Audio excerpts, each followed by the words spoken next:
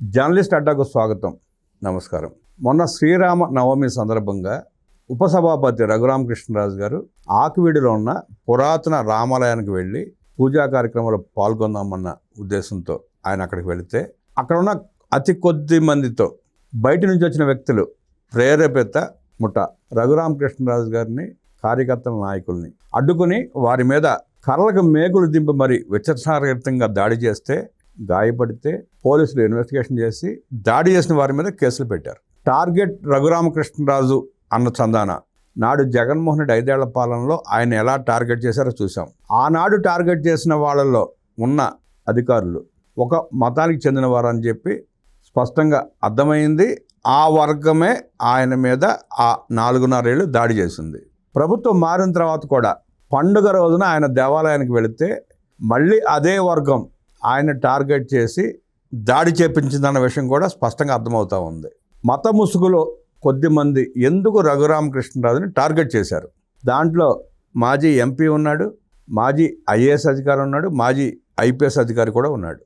ఆనాడు కానీ నేడు కానీ ఆ కొద్దిమందే రఘురామకృష్ణరాజు గారిని టార్గెట్ చేయడానికి కారణాలు ఏంటి? ఎందుకు అలా వ్యవహరిస్తున్నారు? మత ముసుగులో ఎందుకు ప్రత్యేకంగా ఎంచుకొని మరి రఘురామకృష్ణరాజు గారు వ్యక్తిత్వ హననానికి పాల్పడుతున్నారు? అడిగి తెలుసుకునే ప్రయత్నం చేద్దాం. విశ్లేషించడానికి మనతో పడుతున్నారు సీనియర్ జర్నలిస్ట్ దుర్గా కుమార్ గారు. వారిని అడిగి మరిన్ని విశేషాలు తెలుసుకుందాం. సార్ నమస్తే. నమస్తే బ్రహ్మంగారు, మన వీక్షకులకు కూడా. Target Raghuramakrishnaraju, deputy speaker of Andhra Pradesh. గత 5 ఏళ్లలో ఆయన ఎలా టార్గెట్ చేశారో, జగన్మోహన్ రెడ్డి ఎలా టార్గెట్ చేయించాడో, ఎవరి చేత చేయించాడో కూడా మనం చూసాం. కస్టోడియల్ టార్చర్ కేసులో ఉన్న నిందితులందరూ ఒక వర్గానికి సంబంధించిన వాళ్లే. తర్వాత అధికారం కోల్పోయి ప్రభుత్వాలు మారిన తర్వాత మళ్ళీ డిప్యూటీ స్పీకర్గా ఉండగా కూడా పండుగ రోజున దేవాలయానికి వెళితే కూడా టార్గెట్ చేశారు. హత్యాయత్నం జరిగింది ఆయన మీద. కర్రలకు మేకులు దింపి విచక్షణారహితంగా కొడితే వాళ్ళకి ఎలా దెబ్బలు తగిలినాయో, ఎంత సీరియస్ అయిందో కూడా చూసాం మనం. అంత జరిగినాక కూడా దాడి చేసిన వాళ్ళ మీద కేసు పెడితే మళ్ళీ వాళ్ళని సమర్థిస్తా ఒక మాజీ ఎంపీ, ఒక మాజీ ఐఏఎస్, ఒక మాజీ ఐపీఎస్ ఆఫీసర్లు, ఆనాడు ఉన్న ఆ ముగ్గురే మళ్ళీ వాళ్ళు టార్గెట్ చేస్తున్నారు ఆయన్ని. ఇందాక ఒక వీడియో అన్నాం, ఒక మాజీ ఐఏఎస్ మాట్లాడుతా, నువ్వేమన్నా ఆ కనుమూరి కుటుంబానికి నాయకుడు అనుకుంటున్నావా, లేదంటే 10,000 మంది రాజులకి నాయకుడిలా వ్యవహరిస్తున్నావు అంటూ మాట్లాడాడు ఆయన. అంటే వాళ్ళకి ఆయన మీద ఉన్న కసి, కక్ష స్పష్టం కనపడుతూ ఉంది. వ్యక్తిగతంగా వాళ్ళకి ఆయన మీద కసి లేదు, కక్ష లేదు. కేవలం జగన్మోహన్ రెడ్డి చెప్పిన పెదపై, జగన్మోహన్ రెడ్డి కళలో ఆనందం చూడాలన్న కోరికతోనే వాళ్ళు వాళ్ళకి అలా వ్యవహరిస్తారన్నది స్పష్టం. అంటే వాళ్ళు ఒక కులాన్ని టార్గెట్ చేశారు ఏకంగా. 10,000 మంది రాజులేనా, లేకపోతే నీ కనుమూరి కుటుంబమేనంటే కులాన్ని టార్గెట్ చేసినట్టు. అక్కడ ఎందుకు అంత కక్షపూరితంగా వ్యవహరిస్తున్నారు వాళ్ళు? ఏం చూసుకుని, ఎవరు అండ చూసుకుని అంత పేటరేగిపోతున్నారు. ఎట్లా చూస్తే అట్లా విశేషిస్తారు. ఇది మీరు అన్నట్టు భారతదేశంలోనే ఇది ఒక విచిత్రమైన కేసు అండి. ఇంతవరకు ఒక సిట్టింగ్ ఎంపీని కస్టోడియల్ టార్చరు వాళ్ళ పార్టీ అధికారంలో ఉన్న రాష్ట్రంలోనే జరగటం అనేది కూడా ఇదే మొదటిసారి. అయితే అంబేద్కర్ గారు మనకి ఎంతో పటిష్టమైన బందోబస్తుగా, చాలా ముందు జాగ్రత్తగా, ఏ విధమైనటువంటి లోపాలు లేనటువంటి రాజ్యాంగం రాశాడని అనుకున్నప్పటికీ, కానీ ఈ రఘురామరాజు గారి కేసు విషయంలో అనేక సార్ల రాజ్యాంగంలో కూడా వెసులుబాట్లు ఉన్నాయి.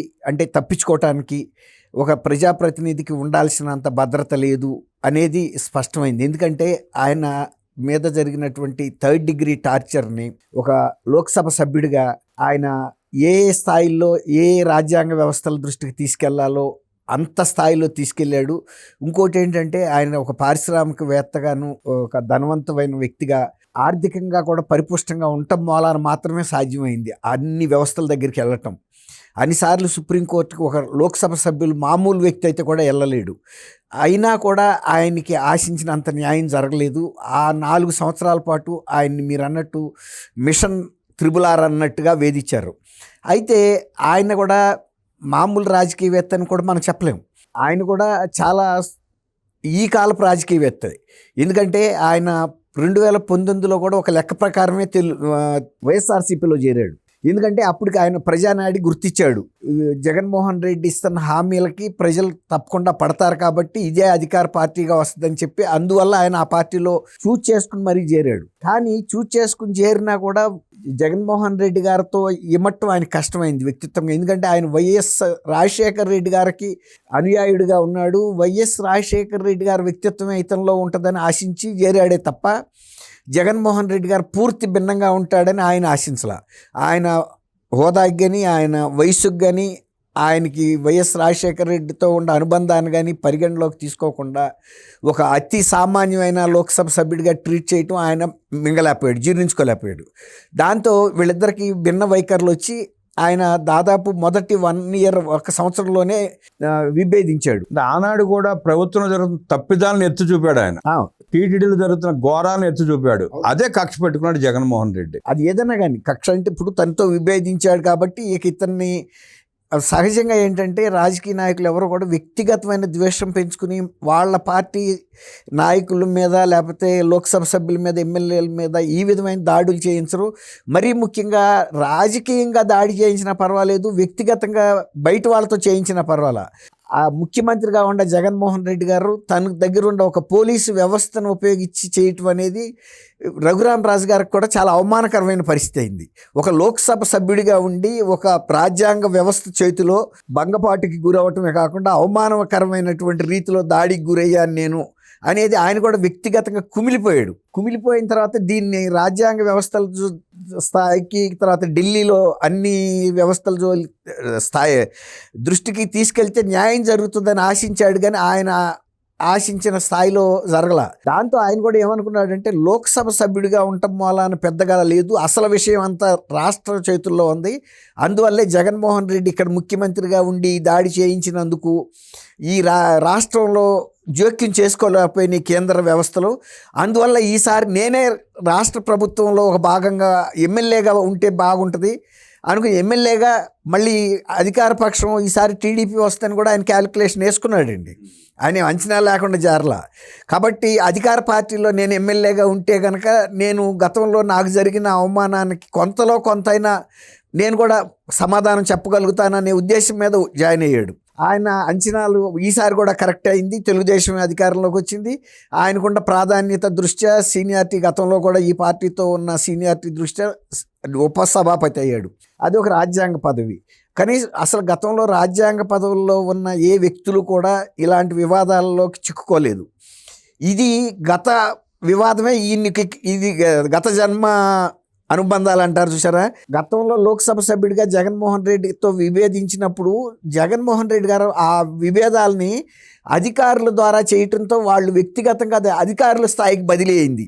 జగన్మోహన్ రెడ్డి గారు సైడ్ అయిపోయాడు. అంటే ఆ రోజు జగన్మోహన్ రెడ్డి కళ్ళలో ఆనందం చూడటం కోసం అధికార పక్ష పార్టీ సభ్యులకి మద్దతుగా అధికారంలో ఉన్న అధికారులు, అవును, ఒక వర్గానికి సంబంధించిన అధికారులు కక్షపూరితంగా వ్యవహరించారు ఆయన పట్ల. చేశారండి. అది కేసు అయ్యి ఇన్వెస్టిగేషన్ అయ్యి వాళ్ళ తప్పులని బయటపడతా ఉంటే ఇప్పుడు మళ్ళీ మత మోసుకు తీశారు. ఇప్పుడు ఏమైందంటే జగన్మోహన్ రెడ్డి గారు మౌఖిక ఆదేశాలతో మీరు చెప్పిన వ్యక్తులు అధికారులు దాడులు చేశారండి. ఈయన ఏ రకంగా టార్చర్ చేయాలో అన్నీ చేశారు. కానీ ఈయన లోక్సభ సభ్యుడిగా ఉన్నా కూడా వాళ్ళ మీద చర్య తీసుకోకుండా కూడా జగన్మోహన్ రెడ్డి గారు ఒక రక్షణ కవచంగా నిలబడ్డాడు. కానీ రక్షణ కవచంగా నిలబడ్డ జగన్మోహన్ రెడ్డి గారు 2024లో ఓడిపోయేటప్పటికి వాళ్ళని వాళ్ళు రక్షించుకోవాల్సిన పరిస్థితి అధికారులకు వచ్చింది. ఇప్పుడు దాన్ని మూలాన ఇప్పుడు మీరు అన్నట్టు వాళ్ళు రకరకాల ఆయుధాలు బయటకు తీస్తున్నారు. కులం, మతం, ప్రాంతం, భాష ఇవన్నీ కూడా అగ్రవర్ణాలు, దళిత వర్గాలు ఇలాంటి ఏ అస్త్రం దొరికితే వాళ్ళు ఉపయోగించుకుంటున్నారు. ఇప్పుడు జగన్మోహన్ రెడ్డి గారు ఏమో పక్కకి వెళ్ళిపోయాడు. ఇప్పుడు ఎవరైతే ఆ రోజున ఆయన్ని హింసలు పెట్టారో, చిత్రహింసలు గురి చేశారో వాళ్ళు ఇవాళ ఏ అస్త్రం దొరికితే ఆ అస్త్రంతో వాళ్ళని వాడు కాపాడుకునే పరిస్థితిలో అన్ని నీతులు చెబుతున్నారు. రాజ్యాంగంలో సంగతులు, లేకపోతే వర్ణం ఇవి ఉండకూడదు అని, ప్రాంత కుల మతాలు మళ్ళీ వాళ్ళు అవే ఉపయోగిస్తున్నారు. ఆయన్ని కూడా వ్యక్తిగతంగా మీరు ఇంతకుముందు చెప్పారు, ఫలానా కన్మూరు వాళ్ళకే నువ్వు ఇది ప్రతినిధివా, లేకపోతే ఫలానా రాజులకే ప్రతినిధివా, ఫలానా పార్టీకే ప్రతినిధివా, నువ్వు అందరికీ అని. ఇప్పుడు ఆయన ఫస్ట్ టైం ఎమ్మెల్యే అయ్యావు కాబట్టి నీకు బాధ్యతలు తెలియవా అని ఇన్ని చెబుతున్నారు. వాళ్ళు కూడా గతంలో మరి అఖిల భారత సర్వీస్ అధికారులుగా ఉన్న వ్యక్తులకి వాళ్ళకు కూడా కొన్ని పరిమితులు, బాధ్యతలు రిటైర్ అయిన తర్వాత కూడా ఉంటాయి అనేది తెలియాలి కదా. అలాంటప్పుడు ఒక పక్కన నువ్వు ఏదైతే చేయకూడదని రఘురామరాజు గారికి చెబుతున్నావో నువ్వు నీ అవసరానికి నువ్వు అన్నీ ఉపయోగించుకుంటున్నావు. ఇప్పుడు ఆయన చేయడం లేదు, వీళ్ళు చేసి చెబుతున్నారు ఎదురుగుండా. అవును. ఇప్పుడు ఆయన పెదపేట మాలపల్లిలో దేవాలయం, గ్రామ దేవత దేవాలయం ఉంది అక్కడ, దాన్ని గుడి కట్టిస్తా అన్నాడు. ఆయన వెళ్ళింది కూడా శ్రీరామనవమి రోజు. ఆల్రెడీ అక్కడ రాముడి విగ్రహాలు గుడి ఉండబట్టే వెళ్ళాడు. అది పురాతన దేవాలయం. ఇప్పుడు అదేదన్నా ఉంటే మీరు కూడా అధికారులు కాబట్టి కోర్టు ద్వారా కూడా ఇప్పుడు ఆయన అద్వానీ లాంటి నువ్వేమన్నా వివాదాస్పద స్థలంలో రాములు వారి గుడి కట్టి నువ్వేదో పెద్ద క్రెడిట్ పొందాలనుకుంటున్నావా అని ఇలాంటివి కూడా తీసుకొచ్చారు. అద్వానీ గారిని కూడా లాక్కొచ్చారు ఇక్కడికి. అద్వానీ అంటే అయోధ్య టెంపుల్లో ఇష్యూ లెవెల్లో బీజేపీని వాషింగ్ మెషిన్ తో పోల్చాడు ఆయన. అవును, అది ఒకటి పెట్టాడు. అవినీతి చేసిన వాళ్ళందరూ బీజేపీలో చేరి పరిశుద్ధంగా బయటకు వస్తున్నారు, నువ్వు కూడా అలా ఎలా తలుచుకున్నావా అని. ఇప్పుడు వీళ్ళు ఒక అధికారులుగా ఉన్నారా, రాజకీయ పార్టీ నాయకులుగా ఉన్నారా తెలియట్లేదు. అంటే అధికార ముసుగులో ఉన్న కుహనా మేధావులు, అధికారం పోయింది, ఇవాళ రాజకీయ ముసుగు తొడుక్కుని మళ్ళీ దాడి చేస్తున్నారు. ఇప్పుడు రఘురామ్ రాజు గారి పరిస్థితి ఏమైంది? ఆ రోజునేమో లోక్సభలో ఉన్న అధికార పార్టీలో ఉన్న ఆ రకంగా బాధితుడయ్యాడు. ఇప్పుడు రాష్ట్రంలో ఎమ్మెల్యేగా పోటీ చేసి ఇప్పుడు అధికారంలో ఉన్న పార్టీలో ఉండి ఒక రాజ్యాంగ పదవిలో ఉన్నా కూడా ఈయన్ని టార్గెట్ చేస్తున్నారు. అంటే ఇది ఒక పథకం ప్రకారం జరుగుతుంది. ఎందుకంటే జగన్మోహన్ రెడ్డి గారు ఫస్ట్ ఈయనతో డిఫర్ అయ్యాడు, చేయించింది ఆయన. కానీ ఇప్పుడు ఇది వీళ్ళ భుజాల మీద పెట్టాడు. ఎవరైతే ఈ అధికారులు ఉన్నారో అప్పుడు వీళ్ళని ఉపయోగించుకున్నాడో ఇప్పుడు వాళ్ళు సంరక్షించుకోవటం కోసం రఘురామరాజు గారి మీద, బీజేపీ మీద, ఈవెన్ టీడీపీ మీద కూడా. టీడీపీ కూడా ఒక కుహనా రాజకీయ పార్టీగా మారిపోయింది, మత పార్టీగా మారిపోయింది అని. ఇక ఏది అవకాశం ఉంటే ఈ ఆయుధం అని లేదండి, వాళ్ళ సెల్ఫ్ డిఫెన్స్లో పడ్డారు ఇప్పుడు. కాబట్టి వాళ్ళ రఘురామరాజు గారి మీద కాల్చడానికి వీళ్ళందరూ భుజాన్ని తుపాకీలు పెట్టుకున్నారు. ఇది అవసరమా? వాళ్ళకి ఇప్పుడు ఆయనకి డిఫరెన్స్ ఉన్నది జగన్మోహన్ రెడ్డి గారితో. సరే, ఆ పార్టీతో ఆ కేసులన్నీ అయిపోయింది, అదంతా వదిలించుకుని బయటకు వచ్చేసాడు. ఇంకా ఆయన మీద ఇవాళ ఒక రాజ్యాంగ పదవిలో ఉండి ఎమ్మెల్యే అయిన వ్యక్తి మీద ఆయన అసలు ఎమ్మెల్యేగా డిస్క్వాలిఫై చేయండి, శాసనసభ్యుడిగా డిస్క్వాలిఫై చేయండి అనే మాటలు కూడా మనం విన్నాం. ఆయన కొట్టించి ఆయన డిస్క్వాలిఫై చేయమంటాం, ఆయన మీద కేసులు పెట్టమంటాం, ఆయన క్షమాపణ కోరటం అసలు ఎంతవరకు సమంజసం? ఇప్పుడు అదే పరిస్థితికి వచ్చింది. ఇప్పుడు ఆయన మీద ఒక పథకం ప్రకారం ఇంతమంది దాడి చేస్తే అందులో కొంతమంది 10th క్లాస్ విద్యార్థులు ఉన్నారు, ఇది మానవత్వం అంటే ఇప్పుడు ఆయనకు వ్యక్తిగతంగా అక్కడ ఎవరు శత్రువులు లేరు. ఆయన గుడి కోసం వెళ్ళాడు. ఒకేలా కనుక నిజంగానే అది వివాదాస్పద స్థలం అనుకుందాం అనుకుంటున్నాయి. గ్రామ దేవత పేరు కూడా చెప్పారు. ఆ దేవతది అయితే కోర్టులో ఇప్పుడు ఆయన ఐఏఎస్ ఆఫీసర్ కదా, ఒక సీనియర్ సెక్రటరీ క్యాడర్లో రిటైర్ అయినట్టున్నాడు విజయ్ కుమార్ గారు. ఆయన అది అయోధ్యలాగానే ఇది రామాలయం కాదు, గతంలో ఇది ఫలానా గ్రామ దేవతకు సంబంధించిన గుడి కాబట్టి అక్కడ రామాలయం కట్టకూడదు, స్టే తీసుకొచ్చేస్తే ఈయన కాదు రాష్ట్రపతి అయినా వెళ్ళి కట్టలేడు, ప్రధానమంత్రి కూడా కట్టలేడు, ఆపిచ్చేయచ్చు స్టే తెచ్చి. అంతేగాని దీనికి కులాలు, మతాలు లేకపోతే ప్రాంతీయంగా తీసుకురావటం ఇవన్నీ అవసరమా? రాజులకే ప్రతినిధివా? ఎమ్మెల్యే ఎవరన్నా ఒక కులానికి ప్రతినిధి ఉంటాడు, అందరూ ఎలక్ట్ చేసుకుంటేనే ఒక ఎమ్మెల్యే అవుతుంది. పవన్ కళ్యాణ్ గారు కూడా దాన్ని ఖండించాడు. అంటే పవన్ కళ్యాణ్ గారిని ఖండించకపోతే హర్షం వ్యక్తం చేయమంటాడా? అంటే వీళ్ళకి మళ్ళీ కొట్టించమంటారా? అదే అండి, ఇది ఏంటి? ఇప్పుడు వీళ్ళంటే దాడి చేపించారు. ఇప్పుడు ఎవరైతే ఈ మాటలు మాట్లాడుతున్నాడో ఆ మాజీ ఎంపీ ఉన్నాడు, ఇంకొక అతను ఉన్నాడు, మాజీ ఐపీఎస్ ఉన్నాడు, వీళ్ళే స్పష్టంగా కొంతమందిని బయట నుంచి మనుషులను పంపించి రఘురామకృష్ణరాజు గారి మీద, అక్కడికి వెళ్ళిన నాయకుల మీద, కార్యకర్తల మీద దాడి చేయించారు. అది స్పష్టం. అంటే వీళ్ళే దాడి చేయించారు. వీళ్ళే దాడి చేయించి మళ్ళీ వీళ్ళే ఎదురు దాడి చేస్తున్నారా? తర్వాత ఆంధ్రప్రదేశ్లో ఇలాగా ఒక డిప్యూటీ స్పీకర్ మీద, స్పీకర్ ఈవెన్ తెలంగాణలో కూడా ఎప్పుడు ఎక్కడ నేను కూడా వినలేదండి. నేను 79 నుంచి జర్నలిస్ట్గా ఉన్నప్పటికీ అనేక మంది స్పీకర్లను చూసాం. ఇలా వివాదాస్పదంగా అయిన పరిస్థితి ఎప్పుడు ఎక్కడా లేదు. అందులో నేను వెస్ట్ గోదావరిలో, అంటే ఉమ్మడి వెస్ట్ గోదావరిలో కూడా రిపోర్టర్ గారు 3 ఏళ్ళు పనిచేశా. అప్పుడు ఆకివీడు ఇవన్నీ ఏలూరులో నేను నా హెడ్ క్వార్టరు. అసలు అట్లాంటి వాతావరణం ఆ ప్రాంతంలో లేనే లేదు. ఇది రాయలసీమలో ఉన్న పరిస్థితిని వాళ్ళు అక్కడ రిఫ్లెక్ట్ చేసింది. ఎమ్మెల్యే వస్తాడు కాబట్టి అక్కడ దాడి చేయటం కోసం ఇంతమంది సిద్ధపడటం, దాన్ని మళ్ళీ ఒక పథకం ప్రకారం సమర్థించుకుంటా వెళ్ళటం, ఇది విచిత్రంగా ఉంది. కాకపోతే ఇది దీన్ని జాతీయ స్థాయి పార్టీలకి, జాతీయ స్థాయి నాయకులకి, అయోధ్య లాంటి దేవాలయాలకి ఇలా ముడిపెట్టుకుంటూ వస్తున్నారంటే ఈ తాడేదో గట్టిగా పేంతున్నారన్న ఒక భావన కలుగుతూ ఉంది. ఇటువంటి వ్యక్తుల్ని వాళ్ళకి ఈయనకి గట్టి పంచాయతీ ఏం లేదు. జగన్మోహన్ రెడ్డి గారు వాళ్ళని ఒక ఆయుధంగా ఉపయోగించుకున్నాడు కాబట్టి వాళ్ళ జగన్మోహన్ రెడ్డి గారి చేతిలో అధికారం లేదు, వీళ్ళని రక్షించలేడు. ఇప్పుడు వాళ్ళు రక్షించుకోవడానికి మళ్ళీ కృష్ణరాజు గారినే టార్గెట్గా పెట్టుకుని ఆయన్ని డిఫెన్స్లో పెట్టేందుకు ఆయన ఒక రాంగ్ ప్రొజెక్షన్ ఇస్తున్నారన్న ఫీల్ వస్తుంది అక్కడ కూడా. ఇది కరెక్ట్ కాదండి. అధికారులు ఏదన్నా ఉంటే వాళ్ళకి ఆ గతంలో ఉన్న కేసెస్ సంబంధించి ఎదుర్కోవాలి. మాకు బాధ్యత లేదు, గత ప్రభుత్వం చేయమంటే చేసామనన్నా చెప్పుకోవాలి. అంతేగాని ఈ కుల మతాలు, ప్రాంతీయ విద్వేషాలు అంటే అక్కడ కులాలను రెచ్చగొడుతున్నారు. తర్వాత ఎస్సీ వర్గీకరణ కూడా ఇందులో సబ్జెక్ట్గా విజయ్ కుమార్ తీసుకొస్తున్నారు. ఎస్సీ వర్గీకరణ అనేది సుప్రీంకోర్టు ఇచ్చిన ఆదేశాల ప్రకారం జరిగింది. ఇంకా మీరు పార్టీల వైజ్గా చీలుస్తారా, అట్లా చీలుస్తారా, ఇట్లా చీలుస్తారా అని కులాల మధ్యలో ఒక కత్తిరితో పెట్టుకుని పీలికలుగా చేసే ప్రయత్నం. సుప్రీంకోర్టు ఇచ్చిన జడ్జిమెంట్ ఆయన ప్రశ్నిస్తున్నాడు. ఆయనకి దాని మీద ప్రశ్నించాలనుకుంటే సుప్రీంకోర్టుకి వెళ్ళి పిల్లేసుకుని కేసు పెట్టి మాట్లాడుకోవాలి. దానికి రఘురామకృష్ణరాజు గారి మీద దాడికి సంబంధం ఇంకొకళ్ళను అంటాం కరెక్ట్ కాదు. ఇప్పుడు మొన్న క్రిస్టియన్స్గా ఉన్న వ్యక్తులు దళిత అంటే షెడ్యూల్ క్యాస్ట్గా క్లెయిమ్ చేసుకోలేరు అని సుప్రీంకోర్టు ఇచ్చింది. ఒకవేళ అట్లాంటివన్నీ కూడా ఇప్పుడు వాళ్ళకి లోన్ రగులుతుంది. అది ఏదైనా ఉంటే సుప్రీంకోర్టులో మీరు మళ్ళీ అది ఇంకొక పిటిషన్ వేసి మీరు ఇచ్చింది తప్పు, క్రిస్టియన్గా మారినా సరే దళితుడు అయితే కనుక కులం రీత్యా కొనసాగవచ్చు అనే వాదనని మీరు వినిపించవచ్చు, అటువంటి ఆదేశం తెచ్చుకోవచ్చు.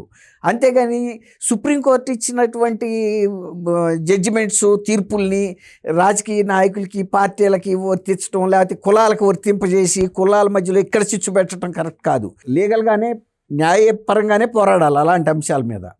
ఈ కొంచెం అనుమానాస్పదంగా ఉంది ఈ వీళ్ళ మాటల తీరు. వీళ్ళు ఒక పథకం ప్రకారం చేస్తున్న వివిధ అంశాలను తీసుకొస్తున్నారు. రఘురామరాజు గారు పక్కకి వెళ్ళిపోయాడు. అనేక రాజకీయ పార్టీలను తీసుకొస్తున్నారు, తర్వాత మతాలని, అయోధ్య ఇష్యూని తీసుకొస్తున్నారు, లేకపోతే ఎస్సీ వర్గీకరణలకు సంబంధించి తీసుకొస్తున్నారు. అది ఎవరు ఒక రాజకీయ పార్టీ చేయలేదు. అది రాజ్యాంగపరంగా జరిగినటువంటి తీర్పది. దానికి రఘురామరాజు గారికి టార్గెట్ చేయటం అనేది కరెక్ట్ కాదు. దీని వెనకాల ఒక స్పష్టమైనటువంటి ఒక పథకం ప్రకారం జరుగుతున్న ఒక కుట్ర, అందులో మేధావులు లాంటి వ్యక్తులు వచ్చి బయట మాట్లాడటం, ఇలాంటి అంశాలని, ఏది లీగల్ అంశాలు, ఇవన్నీ న్యాయపరమైన అంశాలు, రాజ్యాంగపరమైన అంశాలు, అవి ప్రెస్ కాన్ఫరెన్సుల ద్వారా సమాజంలో తేల్చేవి కాదు. అది న్యాయస్థానాల్లోనూ రాజ్యాంగ వ్యవస్థల ద్వారా అవసరమైతే లోక్సభలో ప్రస్తావించడమా, ఇంకెక్కడైనా చట్టసభల్లో ప్రస్తావించాలి. కానీ సమాజంలో పీలికలు చేసి రాజకీయ లబ్ధి పొందటం ప్రయత్నం మాత్రం కరెక్ట్ కాదు. బ్రహ్మగారు అంటే సమాజంలో పీలికలు చేయడం కంటే కూడా ఆయన స్పష్టంగా మాట్లాడింది ఏంటంటే, మీ రాజులు 10,000 మందే ఉన్నారు, 10,000 మందే ఉన్నారు కాబట్టి మాకు మీరు భయపడి మేము చేసిన పనులకి మీరు తలొగ్గి ఉండాల్సిందంటే మాట్లాడుతున్నాడు ఆయన. అది ఎంతవరకు సమంజసం? కరెక్ట్. అది ఒక రకంగా అది బ్లాక్ మెయిల్ చేయటం, బెదిరించడం కూడా. అంటే మీరు కరెక్ట్, అది ఆయన ప్రస్తావించడం, అదే ఆయన ఉద్దేశం. అంటే రాజులు మీరు అగ్ర కులాలు అనుకుంటున్నారేమో, మీరు ఉంది ఇంతమందేనని ఆయన పరోక్షంగా చెబుతున్నాడు.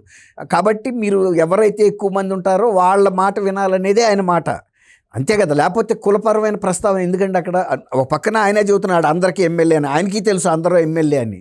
మళ్ళీ ఇలాంటి ఆయన కులాన్ని ప్రస్తావించాల్సిన అవసరం ఏంటి అక్కడ? ఇప్పుడు ఆ రోజున ఆయన్ని 3rd డిగ్రీ పెట్టినప్పుడు, తర్వాత దాన్ని ఏమంటారు, కస్టోడియల్ టార్చర్ చేసినప్పుడు నేను రాజుగారిని కాబట్టి నన్ను చేశారని అనలేదు కదా ఆయన. అనలా. ఇప్పుడు ఎందుకు వచ్చింది ఈ ప్రస్తావన? ఆ రోజు వాళ్ళకి తెలియదా టార్చర్ పెట్టే రోజు? ఆ రోజు జరిగింది హిందువులకు పెద్ద పండుగ శ్రీరామనవమి రోజున ఆయన దేవాలయానికి వెళ్తే దాడి జరిగింది. దాడి చేసిన ఒక వర్గం, ఆ వర్గం ఒక మత ముసుగులో చేసిన దాడి అని స్పష్టం కనబడతా ఉంది. ఇది ఎక్కడ మతాల మధ్యలో గొడవ అవుతుందనే ఉద్దేశంతో రాజుని చీల్చి ఆ ముసుగు లేకుండా చేసే ప్రయత్నంలో బాగా ఎన్ని జరుగుతుంటే అనిపిస్తా ఉంది. ఆయన ఏకాకిం చేయాలని చూస్తున్నారు. అది ఇప్పుడు రఘురామరాజు గారిని ఒక కుల ప్రతినిధికి మాత్రమే చేయాలని, అంతే తప్ప మేము ఆయన లోక్సభ సభ్యుడిగా ఉన్నప్పుడు కస్టోడియల్ టార్చర్ పెట్టడం తప్పు, ఆ తర్వాత దాన్ని ఎదుర్కోలేక ఇప్పుడు ఇలాంటి ముసుగులేసి జగన్మోహన్ రెడ్డి గారి చేతిలో వాళ్ళు ఆ రోజు ఆయన వీళ్ళ భుజాలను వాడుకున్నాడండి. తుపాకీని కూడా వీళ్ళకి వదిలిపెట్టి వెళ్ళిపోయాడు. ఆయన ట్రిగ్గర్ మాత్రం నొక్కాడు. కాబట్టి భుజాల మీద తుపాకులు వీళ్ళ భుజాల మీద ఉన్నాయి. ఇప్పటికీ ఆ కేసులు ఎదుర్కోలేక ఇప్పుడు దీన్ని ఇన్ని రకాల మలుపులు తిప్పుకొస్తున్నారనేది మాత్రం స్పష్టంగా అర్థం. రఘురామకృష్ణరాజు గారి మీద చేసిన దాడిని సమర్థించుకుంటూ ఒక కులానికి పరిమితం చేసి చిన్నదిగా చూపే ప్రయత్నం చేస్తున్న ఆ మాజీలకి సుప్రీంకోర్టే తగిన బుద్ధి చెప్తున్నట్టు విశ్లేషించిన దుర్గాకుమార్ గారికి ధన్యవాదాలు తెలియజేస్తూ నమస్కారం.